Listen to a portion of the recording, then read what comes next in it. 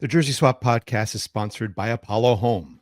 Apollo Home wants to remind you that we're much closer to winter than summer, so now is the perfect time to get your system checked out. Don't depend on this intense Ohio rivalry to keep you warm. We're bringing back the $29 coupon for CST listeners for your furnace tune-up.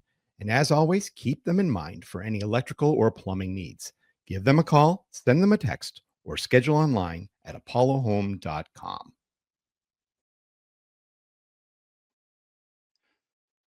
You know, we do this as a hobby sometimes, and sometimes, work drags us down. It's a difficult week. Results sometimes don't go our way, so we burn the candle on both ends. We exhaust ourselves. You know, after last Sunday's game, I was going to let things be. I mean, let the upcoming match on Saturday just speak for itself, and sort of power this rivalry. However, if this team isn't giving up on us, then we're not giving up on this team. Let's get it done. Welcome back to another episode of the Jersey Swap podcast. We are taking no days off to cover the sport that we love. It's the fifth circle of hell this season, and this one is for all of the marbles. If we have to exterminate ghosts, let's take two ghosts out. The ghosts of 2023's conference final debacle and 2024's first round exit. Let's take those both out. As Lucas Engel said on Thursday, we die with the boots on. So we're lacing up the cleats for Saturday. And today we have a special guest. We have Danny Higginbotham, commentator and match analysis for MLS Season Pass. He's going to be here to talk about the upcoming matchup between FC Cincinnati and the Columbus Crew. Okay, perfect. We are back. We are not taking any time off this week. I know I said, it's going to be hard to fit this one in, but we've got it under the nick of time. Even better, we've got a humongous guest with us, Danny Higginbotham, who is color analyst for MLS Season Pass. He will be in the box at TQL Stadium, reporting for duty, hopefully in person if the flights can agree with everybody this week. How are you doing today, Danny? Yeah, I'm very well, thank you. Like you say, the flights just waiting for them. Hopefully everything will be okay. But it's not been to Cincinnati loads this season, and it's one of my favorite places to cover. The booth is amazing, the atmosphere is amazing, the stadium's amazing. So it's always a pleasure to cover Cincinnati, and none more so than tomorrow. It's going to be a massive, massive game, and I think it's very, very difficult to call it, as in terms of, usually you see these games, you think there's a favorite, but it's like you look at both the games, look what happened in the regular season. It's such a big call to see, who eventually prevails and gets the job done. I mean, if you look at the statistics, some will say it favors Cincinnati to some extent because they finished higher in the table, but then you look at the table itself and it's been all compact. All the points were really close to each other. So even 7th, 8th, 9th felt like it could have been number 2 if things went the right way. And then you've got the rivalry itself. We haven't been able to really get their number when it's counted. And so that's what makes it sort of like a 50-50 pull right now. It does. And, usually what happens, because I've been on both sides of it, where you have a really good performance, but then I've been on the other side where you have a really poor performance. And that was obviously Columbus. They were outstanding last weekend. There's no question about it. Fully deserved the win. Cincinnati, everything that could go wrong did go wrong. The red cards, the mistakes that were made. And you go back in time to being a player. And this is what I find fascinating about this third game, is that if you're a Columbus player and you've just won that game, you want to play the next day. Simple as that, because you're feeling great. You're feeling high. Everything's just fallen into place. If you're Cincinnati, you want to play the next day as well, because you want to get that out of your system. So this has been obviously a week leading up to it where, I have so much respect for both coaches, both amazing in different ways. And I guarantee they will have looked at the players and gone, these players are just ready to go again, because you want to right a wrong, or you want to carry on with the rhythm that you're in. So I think that in itself makes this game fascinating. I think Cincinnati, obviously the home team, they won game 1, thoroughly deserved to win it. Columbus, as we've already said, thoroughly deserved to win game 2. Who knows what we're going to get in game 3? I think it's all about the big players. Big players need to step up. You know, everybody's spoken so highly about Evander, MVP candidate, but he's been quiet in these 2 games. So he's due a big game. You know, you look at Rossi, how he's taken the mantra sort of at Columbus with players that have left. Alston, who's now stepped up. And then you look at Cincinnati, you've got Denke, you've got Brenner. You know, so it's there are 2 teams that have a number of match winners within their team. So that's why it makes this such a difficult game to call, because you can stop 1 match winner, but you can't stop 2 or 3. So, you know, I'm just looking forward to it. Me as a neutral, it's great for me to cover, because, you know, you want the best for both teams. You want to see a great game. You don't want to see the game decided by a mistake. I don't want to see the game decided by penalties. You know, I've never wanted anything like that, even when I was a player. It doesn't matter what competition you're playing in. So I'm just looking forward to a really, really good game, looking forward to a great atmosphere. And I think the opening 15, 20 minutes, even though it's a 90-minute game, could go a long way to deciding who wins this game. Absolutely. You get a great perspective up in the box. I know at half the season, I'm up there as well. But being a commentator, I mean, obviously it's a great perspective that anybody would kill for. But I guess maybe to start things off is really being an ex-player and seeing every aspect of the game itself. What sort of encouraged you to go into this style, you know, into this vision of broadcasting? So I think it was sort of, I'm not saying by accident, but it wasn't by design. That's for sure. 2011, I was at Stoke City and we got to the semi-final of the FA Cup, and I tore my ACL 2 weeks before, I think it was 2 weeks before the semi-final at Wembley. And it was like a real moment for me. It's like I look at my life with him, obviously not to a full extent, but more often than not, I look at it and think, right, everything happens for a reason. But that sort of made me question, okay, why have I torn my ACL? You know, for a youngster growing up in England, the dream is to play in an FA Cup final. The dream is to go and play it at Wembley. And that was taken away from me 2 weeks before it was going to happen, as in terms of the semi-final. Then we won the semi-final and got beat in the final. So it was very, very difficult for me to understand that. But what happened was, at that time, was that because I was a current player, because I played in the previous round and, you know, was playing a lot of games that season, the broadcasters wanted somebody that they could speak to leading up to the semi-final, and then because we got to the final, leading up to that. And I was asked to do it. So I did it. I did one for the semi-final, 2 for the semi-final, did a few for the final. I ended up working with Rebecca Lowe, who I now work with at NBC, covering the Premier League, and she's amazing, one of the best hosts without question in the world. And I still didn't realize at the time, but a lot of people that I'd spoken to then that I'd done the work with, they had said to the powers that be that, you know, keep your eye on him because, you know, he speaks really well and this, that, and what have you. But I didn't know this till about a year and a half afterwards. And then as I got back fit, I was 32 when I did my ACL. As my career was then starting to wind down a little bit, I was getting opportunities to do radio shows, to do commentary. And bizarrely enough, when I got to like 34, just hitting 35, football was getting in the way of what I wanted to be my next step. So I knew then that the biggest love that I had for so many years is in terms of what I was doing for what people call a job. It's not a job. We're so fortunate to do it. I don't call what I do now a job. Very, very fortunate.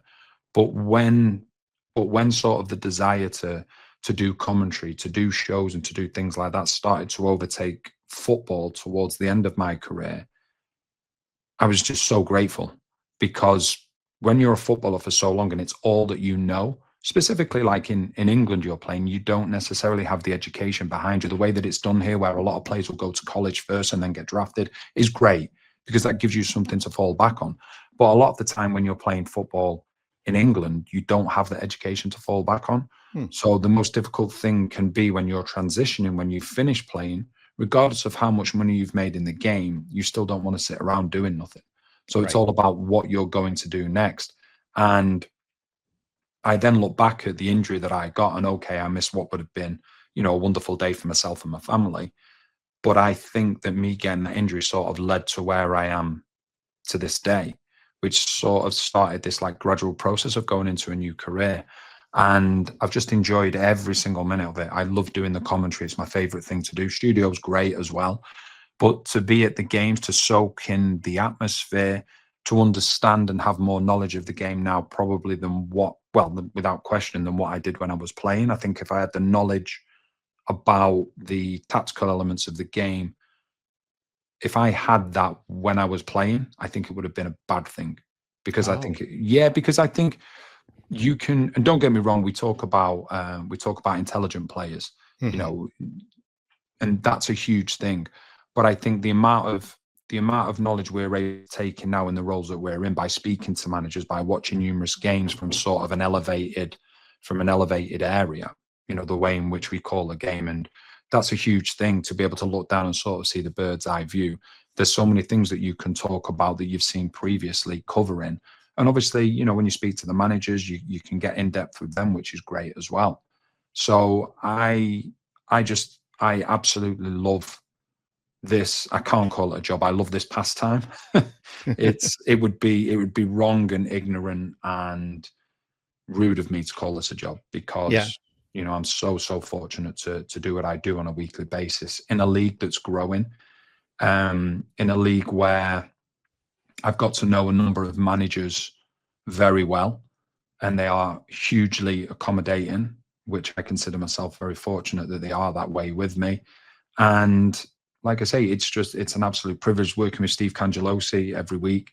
I always tell him that I will never, ever give him praise to his face. I tell him that every single week. There's no chance. If anything, I'll give him stick all the time. But when I speak to other people, for me to be able to work with him week in, week out is a privilege. And you know, we spend a lot of time together. You know, you're away 2 or 3 nights every weekend. So it's so important that you get on. And we've been working together. We must be close to probably over 150 games we've done together now since everything started with Apple in 2023. So, you know, everything is just amazing. And the beauty of football is, you know, as we're talking here, we have no idea what's going to happen tomorrow. And that's the beauty of football. That can be good, bad, or indifferent. We could end up with a 5-4 tomorrow. We could end up with a 0-0 and then penalties. You just do not know. And that's the beauty of sport. That's the beauty of football. You just do not know what's coming next. Yeah, and that's the beauty about what tomorrow is going to be. It's the biggest game I consider to be the biggest game imaginable. Like, there is nothing more than seeing two teams who maybe historically they've hated each other in terms of just the method of play, and it's spilled out into, you know, social media. You talk to the typical fans and they don't like each other from that philosophical difference. But this is an opportunity for FC Cincinnati to exterminate a lot of ghosts at the same time. The 2023 conference final loss, last year losing in the first round, and also Columbus has their opportunity to exterminate last year's ghost as well. So there's a lot on the line for this one. I'm glad that you're here to discuss this about the two teams. Yeah, I've always found these types of games fascinating because, first of all, you look at the rivalry. So, you know, in English terms, you wouldn't call this a derby, but in American terms, you would call it a derby because America's huge compared to England. So in England, you look at most teams will probably have 2-3 derbies a year. Yeah. Like, you look at the team that I support, Manchester United. They've got Manchester City, they've got Liverpool, and Leeds United as well. The rivalry between those three is really, really big. Now, that's not just geography, but that's also history as well. And I think what you're seeing with Hell is Real, with Cincinnati and Columbus, they're starting to get that rivalry. And, you know, you said the word hatred. In most walks of life, people would say, you don't want to have hatred. That's not the way we should live our lives. But in sport, it's meant sort of in a different context. Yes. And that creates sort of that creates that atmosphere, that creates that rivalry. And believe me, the players know all about it, because when I go back to when I was playing, and I was fortunate enough, I played in East Midlands Derby, which was Derby, Nottingham Forest. I played in the North East Derby, Sunderland and Newcastle. I played in the South Coast Derby, which was Portsmouth and Southampton. And then I played in I'm trying to think what it's called. I think it's called like the maybe the border derby, something along those lines, Chester versus Wrexham, when Wrexham were a lot lower than what they are now, and I was coming towards the end of my career. And one of the things that stands out in most of the games that I played, most of the derby games, the team that loses is the team that plays the occasion more than the game.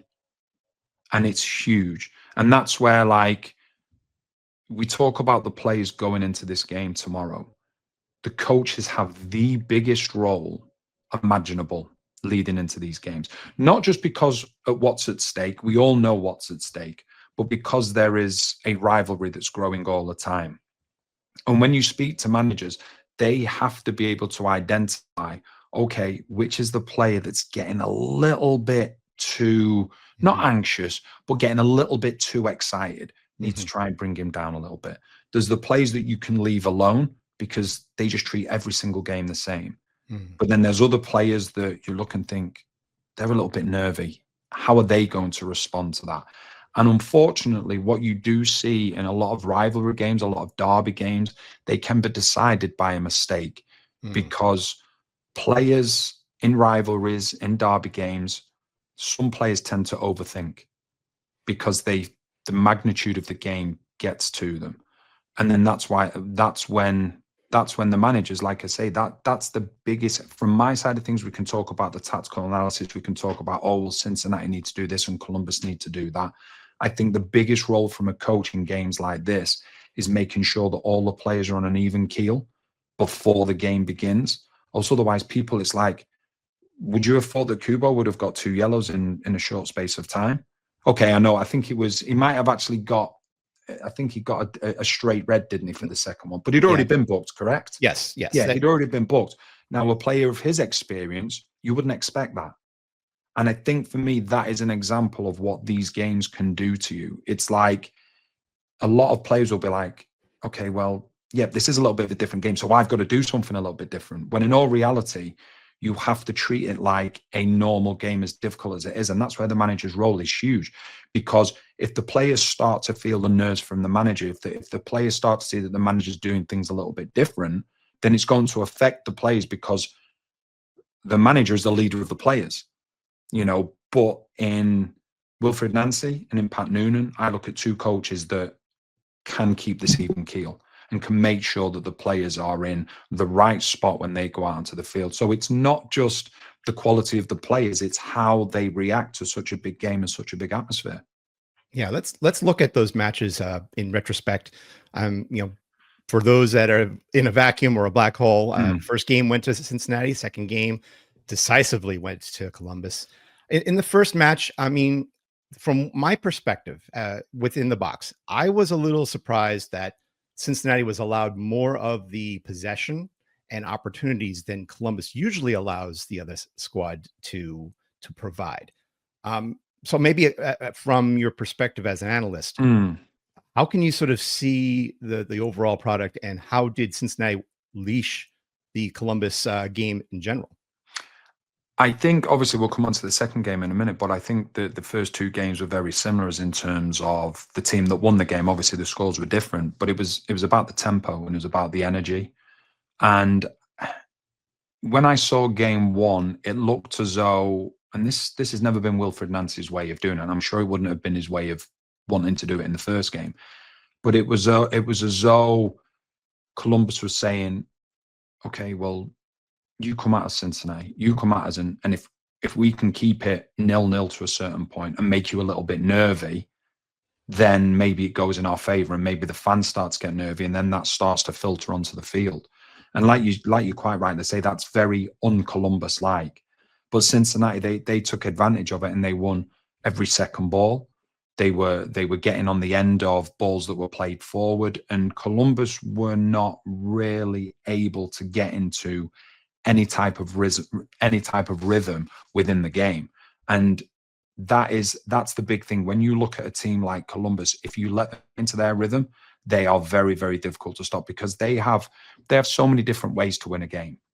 And that for me is the ultimate respect to Wilfred Nancy. You want to be physical with them, okay, they can probably deal with that. You want to let them have the ball, they can deal with that. You want to let them play on the counter attack, they can probably deal with that to a certain extent as well. But I think it was just the intensity, I think, in which Cincinnati started. And it was as though Columbus were like, okay, we'll just deal with what you're going to throw at us, but then didn't really throw too much back at them. So that for me would be the first, that would be the first game. But what happened in the first game, obviously we've got the second game. What happened in the first game will make sure that the third game is not the same, because Columbus will not do that again. Yeah, it did feel like maybe to some extent, Columbus saw game one as, look, we can pull our foot off the gas a little bit. We know that game two is back in our house. We can definitely make the switches and improvements that we need, even if they're down 1-0. And that's the unique part of a best of three, is that you can perform outside of your comfort zone in game one. Game two has the opportunity to reset things, and you forget about goal differential. And that brings us into game two. I mean, any thoughts? And I mean, granted, red card tends to unlock a lot of opportunities that teams don't take advantage of normally. Any thoughts on what Nancy was able to unlock in this offense, or do you feel it was more the red card undoing things? No, I think it would be a disservice to Columbus to say that the game was on the red card. You know, Columbus already winning 1-0, and I thought they were the dominant team at the time. Now, would it have ended up 4-0 if Kubo doesn't get the red card? No, I don't think it does. You know, Pat Noonan, he probably wouldn't make those changes when he made those changes either as well. So yes, it had a part to play in it, but I think up to and including the point where the red card occurred, Columbus were the better team. What I think is, when you look at these two teams, right, look at the systems they play. Okay, we can say that Cincinnati play a 3-4-1-2. Columbus play a 3-4-2-1. Systems are very, very similar. So when two teams come up against each other who play similar systems, it becomes individual battles. Who wins the individual battles? Now, if we look at game two, Arfston, the left wing back, gets a goal and an assist. Herrera, the right wing back, gets a goal and gets Kubo sent off. So the wide areas were what won the game for Columbus. Whereas in the first game, you know, it was a little bit different. Whenever you speak to Wilfred Nancy, he does not want his team in a back five. He wants his team predominantly in a back three, because it means they're the dominant team. Right. In the first game, Columbus, a lot of the time, they were in a back five. They couldn't get out. And the reason I talk about your back threes and your back fives is because traditionally when you're playing a 3-4-1-2 or you're playing a 3-4-2-1, the width is coming from the wing backs. It's as simple as that. The rest of the team is relatively narrow, right? And when you're playing with a back three, the weakness of a back three is down the sides if you get behind their wing backs. Now, the only way you're going to get behind the wing backs, I know this sounds a little bit complicated, the only way that you're going to get behind opposition wing backs when you're playing with wing backs is to get your wing backs to get beyond their wing back. Okay? So you're starting to see where I'm coming from now. Game two, you had Kubo and Echenike, in that before Kubo got sent off, a lot of the time, Cincinnati, they were in a back five. So when they got the ball and were looking to go forward, when they wanted to use the width, well, they couldn't use the width because Arfston and Herrera had dragged Kubo and Echenike all the way back. Yeah. So that is where Columbus got control. Yes, the red card happens. Then you have to make changes. Then obviously it's very difficult. Then from the foul that led to the red card, Columbus then get another goal. So that sort of rubs salt into the wound. But when you're looking at it from a tactical element, that was the case. That was the case game two, where they looked at it and they were like, okay, where can we dominate? So what they did, I thought they dominated the middle of the field, which then allowed the two wing backs for Columbus to then go forward and do what they did. So the two systems being very, very similar, it then comes down man to man. So whoever's playing wing back for Cincinnati, the onus is on them because they're playing at home. They will want to make Columbus a back five as much as possible. Whichever team is mostly in the back five is A, the team that's going to be on the back foot, and B, arguably the team that's going to give away the most opportunities. Yeah, I mean, I think really when you look at game one, that was sort of the way that Cincinnati put that goal in the box, that Echenike gets behind his guy because of some great work from Evander. And then Elvis Powell gets behind his guy, gets on the end of that play. And then you've got nobody in the middle to take care of Denke, cleans up from the spot. That's So exactly how it is. Yeah. Yeah, it's huge. So, at times, for example, if you see a 4-2-3-1 against a 3-4-1-2, it's different. Then it doesn't become man for man. But I know for a fact when I was playing myself and we would come up against another team that played very similar to us, the manager would just say, just win your individual tussles. If we have 7 players that win the individual tussles, you know what? We're going to win the game. And that's what you have to do. And that's what I'm sure Pat Noonan and, Wilfred Nancy will be saying to their players. Listen, when we go out on that field, a lot of the time, it's going to look like it's man for man. It's not necessarily man for man. It's just the positions that you find yourself in because the two teams set up are very, very similar with a midfield, sorry, a back 3 and a midfield 4. That's the way that it's been for both teams all season. Then you can do a 2 and a 1 or a 1 and a 2.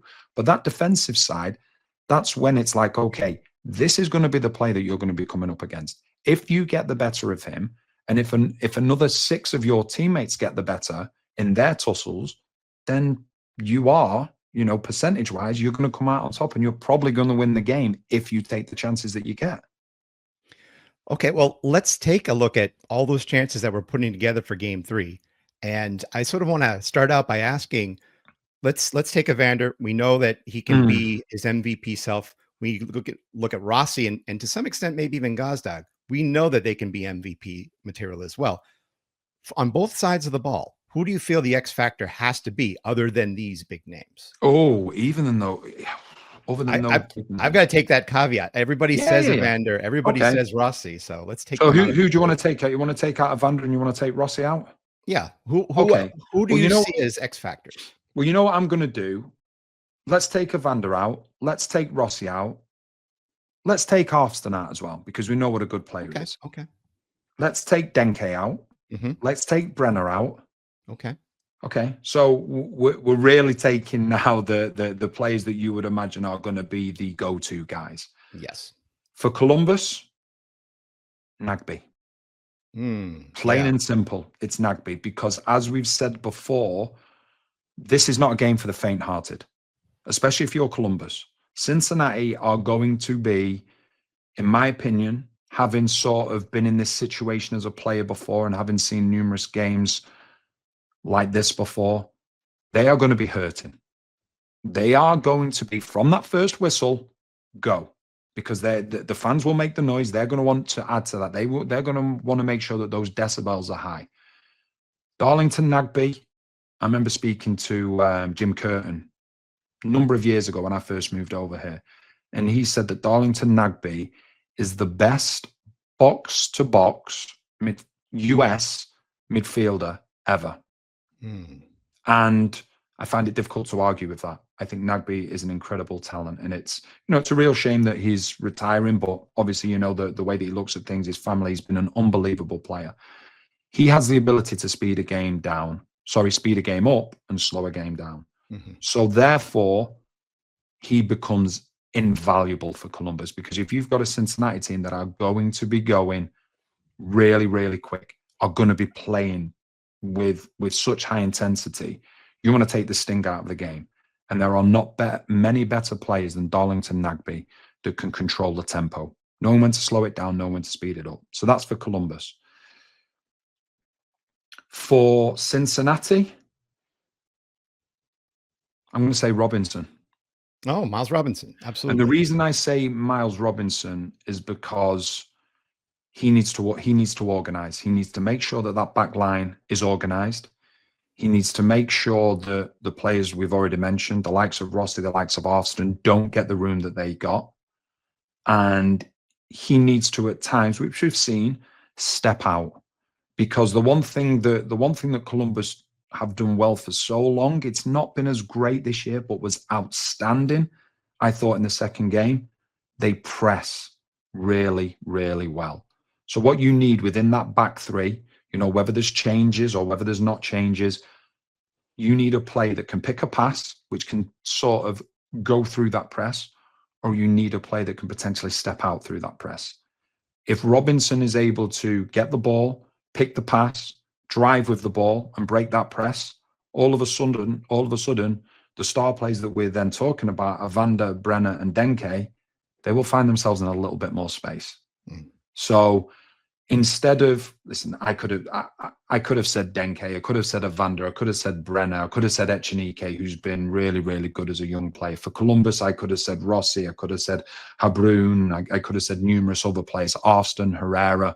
But I think at times, just in this situation, just sort of thinking outside the box a little bit and think, right, okay, we all know that those players that I've just mentioned, their contributions to games. What are the plays that you wouldn't necessarily look at and think they're going to have big performances in these games? And those two are two plays that I think can have a huge impact on the game and which way it goes as well. I would almost even put behind Robinson, whoever plays left and right. Yeah. Teenage Hadebe has had games where he's flourished. He's had games where he's floundered. So if he can sort of step in and sort of be that dependable stopgap, if Robinson has to step up, and if Nick Hagglund is healthy enough to fill that right spot, if we can have that triumvirate there, I don't see Rossi and the likes being able to penetrate them that way. On the Columbus side, yeah, everything goes through Nagbe, but I also think Gazdag has to have a game that he shows up. He's been primarily invisible for this Heat squad. I'm concerned that he doesn't fit in with Nance's situation, and that's why he's coming off the bench. But if he doesn't have a good game, then it's going to be hard to really see how they can go further with him. Yeah, it's interesting because you looked at Habrun and looked at Picard. Both started the second game, were both excellent. I thought the way the energy, the intensity with the press, in Columbus, they get a lot of credit for what they do on the ball, but I think their major success over the last couple of years has been the press without the ball, the collective press. And I don't know. It's like when you look at because I'm just looking at it now, when you look at the starting 11 for Columbus in that second game, the question is, can you really change that team? Because that's the only way that Gazdag is going to get in is if that team is changed. And the trust that Wilfred Nancy put in Habrun and Picard for a second game. But we know that that's Wilfred Nancy. It's all about the collective. It's not about the individual with Wilfred Nancy. I remember because when I first moved over here, I was covering Philadelphia Union. I was a local broadcaster for them. And when I saw Daniel Gazdag going to Columbus, I was like, you couldn't have picked a better player.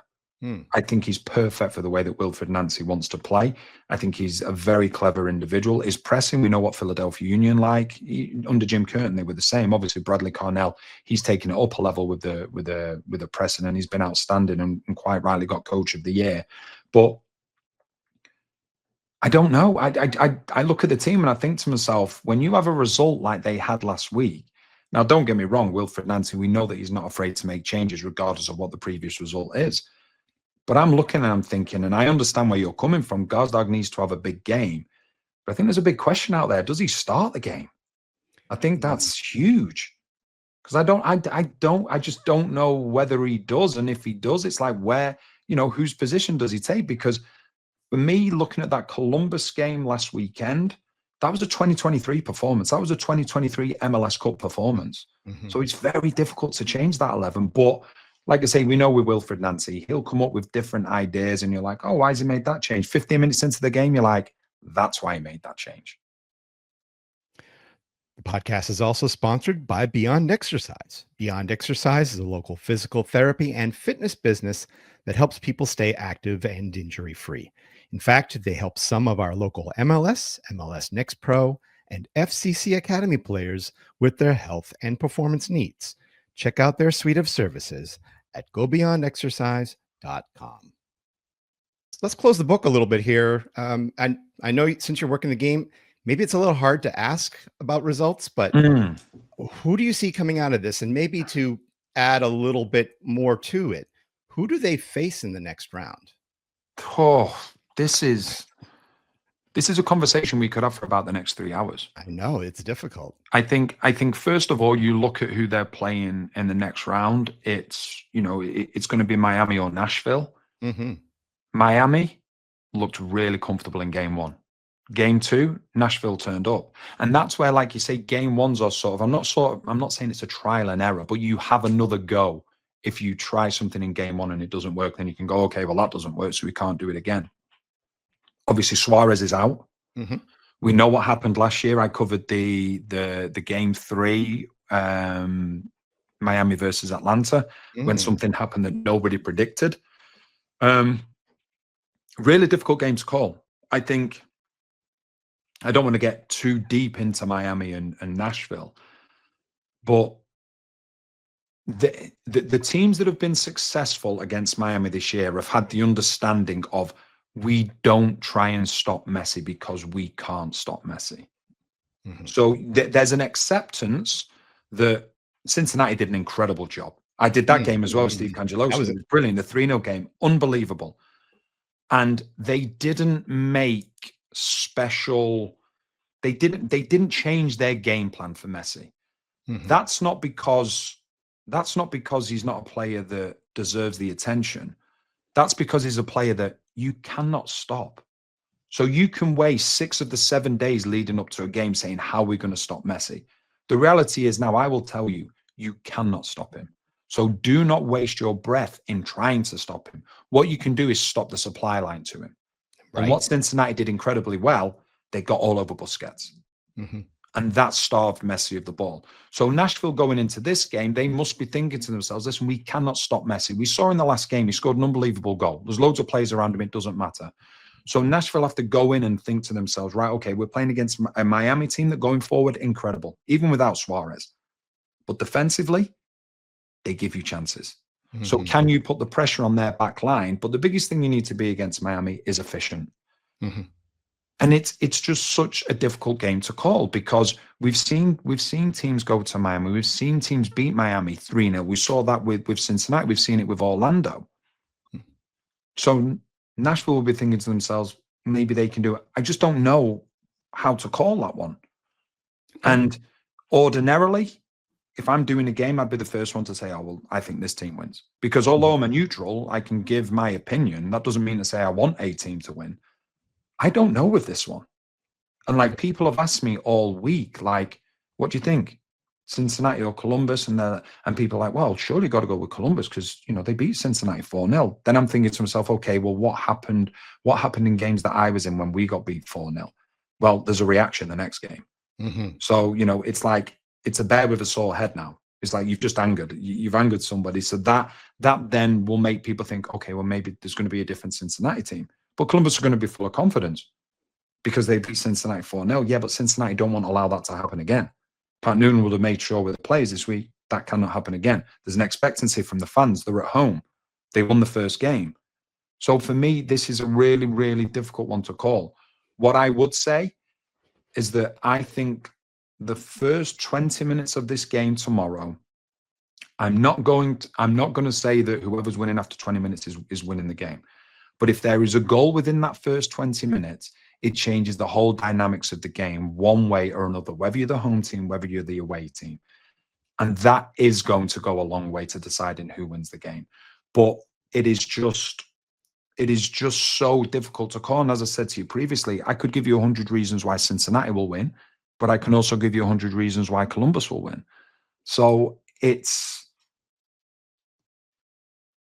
if I had to, which I will do because I don't like to sit on the fence, even though I really want to in this scenario because it's very difficult. I just look at this and think Cincinnati have the edge, even though they got beat 4-0, because they probably have more match winners available. Yeah. That would be the only reason why I would give Cincinnati the edge. Because other than that, I think it's going to be so close. But your match winners, they've got to turn up. Yeah. It could be someone else that wins the game. We don't know. It could be someone that we've not even mentioned so far today that wins the game, either off the bench or from the start. An unlikely hero, you can see that as well. So yeah, it's very, very difficult to call. Yeah. It's fair to paint the picture that way. I will say, as a Cincinnati semi-analyst, I'm not as good at as other people within our website, but I can say if Cincinnati jumps out to that lead, then they have an opportunity to salt the game away. They've been good this year at getting it to 2-0 at the efficient time and then taking their foot off the gas just enough to pull the defense back and play their style of game, defending. They can allow that one goal if necessary, but this is the Columbus Crew. We were up 2-0 against Columbus Crew 2 years ago. We were up 2-0 against Miami 2 years ago in the US Open Cup semifinal. We're not great with 2-0 leads against high caliber, strong performing teams. So one of the things I looked at during the season, this takes the playoff into contention as well. Scored first 24 times, including 6 of the last 7. 120, drawn 3, lost 1. And that 1 was where they were 2-0 up against Columbus and got beat 4-2. So they are a team that are more often than not incredible when they get that first goal, because the first goals are so important, because a lot of teams now, if you look, if I was to name 100 teams to you, and we say, right, okay, what's their style? 90 of them at least would probably be counter-attacking. And the only way you can play counter-attacking is to get that first goal. So you get that first goal, then it's like, okay, the opposition, now you've got to step out.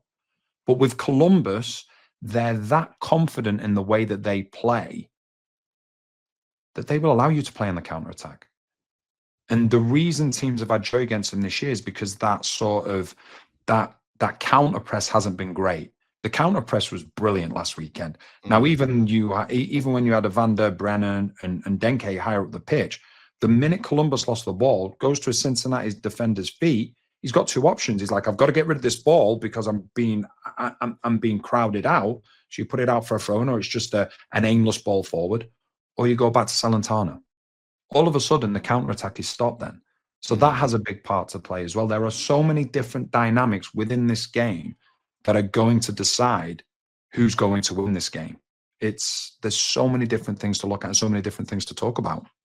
Yeah, I wish we had more time to talk about it. It's going to be exciting. I've never been this excited about a first round sort of like climax with all of these games. I've been sort of someone who's like, best of 3 doesn't feel like it's the best gauge to determine who goes on in the next round, but it makes for some exciting games if you get to game 3. It does. You look at it, just looking in the Eastern Conference, you've got Charlotte and NYC tonight. You've got Cincinnati, Columbus. You've got Miami versus Nashville. You go over to the West Coast, you look at the games that they've got over there as well. So there's so much. It's this for me. So when I first moved over to America, I didn't understand the playoff side. It was like, okay, well, a team wins the league, but then they have to go into the playoffs, because that's not a European thing. Right. But then the first playoffs that I saw over here was the NFL playoffs. And I've fallen in love with NFL. I absolutely love it. And I know you probably don't want me to stay on your show, but go Birds. I was going to hear that from you at some point. But that's when I started to fall in love with it. So what you'll have a lot of people from Europe, like a lot of my English fans, will get in touch with me and go, how does all that work? Team wins the league, and then that just gives them a better tie in the playoffs. So like, well, what's all that about? And I was like, you have to embrace it to understand it, to then enjoy it. Because I love football, I love NFL, don't mind baseball, don't mind basketball, and don't mind hockey. Right. But those 3, I fall in love with them in the playoffs. Like we did Chicago, Philadelphia Union last weekend. Right. And then we go out for some food, watching the Dodgers, that unbelievable game against Toronto. And you're like, well, hang on a second, what's just happened there? And it was incredible. And somebody that knows very little about that sport, I was still transfixed. And it was the Dodgers, wasn't it? Make sure I got this right. Yeah. The Dodgers won it all. I was transfixed, because I was like, they can't win this. And they ended up winning it. And it was winner takes all. So the playoff side of things for me is like, it's the magical time. It's the magical time of any sport in this country. And I've seen so far, anything that can happen will happen. Yeah. Let's hope whatever does happen, for me, just being selfish, I hope it goes for the orange and blue. That's for sure. But anything can happen in game 3. Danny, I want to thank you so much for your time. Hopefully you do get that flight tomorrow. Yeah. we're hoping that there's no issue. I think there's also it was storming outside Yes. during recording here, so let's hope that doesn't add to any delays. But I do want to thank you very much for your time to talk about this pivotal game 3. No problem. It was an absolute pleasure. Thank you very much for having me. The time flew by. Yeah. So what if you're not at the game, and why aren't you at the game tomorrow? Listen in to MLS Season Pass. Danny will be there up in the booth and hopefully calling an absolute barn burner of a game. Remember, if you want to listen to more of the Jersey Swap podcast, you know where to go. Go to CincinnatiSoccerTalk.com. Go to Cincy Soccer Talk on all the socials. Go to your favorite podcast platforming station, and I'll be there with my dulcet tones. And this week with Danny as well. So on behalf of myself, on behalf of Danny, on behalf of everybody at Cincinnati Soccer Talk, remember, play nice when you have to play, but play heavy during those 90 minutes and shake hands afterwards. Keep your kit clean. Thank you very much for your time, Danny. Thank you.